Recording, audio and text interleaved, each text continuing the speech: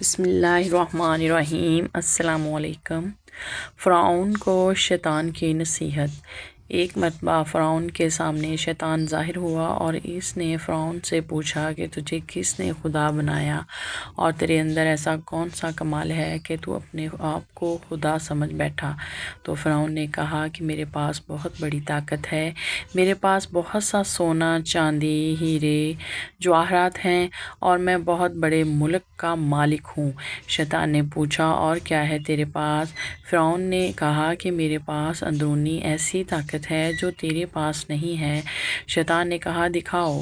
فرعون نے فوراً حکم دیا کہ اسی وقت 1000 جادوگر بلائے جائیں اور وہ سب مل کر اس شیطان کو اپنی پھونکوں اور اثر سے اڑا دیں، اور انہوں نے اپنا جادو دکھایا۔ شیطان کو بھی اللہ تعالیٰ نے بڑا علم دیا ہے۔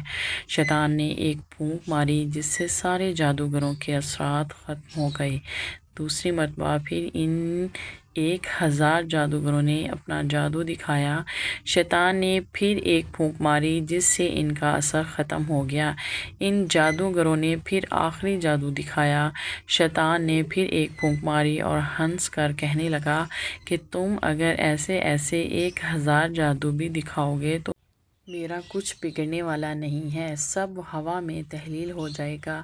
اے فرعون، یاد رکھ مجھے اللہ تعالیٰ نے ایسی چیزیں عطا فرمائی ہیں، لیکن پھر بھی اللہ تعالیٰ نے مجھے اپنا محبوب نہیں بنایا اور مجھے اپنا فرما بردار بندہ ماننے سے انکار کر دیا، اور تو خدا کا نافرمان ہے، تو رب کیسے ہو سکتا ہے؟ علماء کرام اس واقعہ کے بعد لکھتے ہیں کہ انسان اگر خدا کی نافرمانی شہوت کی وجہ سے کر لے تو اس کا گناہ اللہ تعالیٰ معاف فرما دیتے ہیں۔ نفسانی خواہش کی وجہ سے اگر گناہ سرزد ہو جائے اور انسان اپنے گناہوں سے توبہ کر لے تو اللہ تعالیٰ اس کو معاف فرما دیتے ہیں، لیکن اگر کوئی تکبر اور غرور کرے اس کی توبہ کی توفیق نہیں دیتے۔ یعنی تکبر اور غرور کی وجہ سے توبہ ایسی نعمت سے محروم ہو جاتے ہیں۔ اللہ ہم سب کی حفاظت فرمائے، آمین۔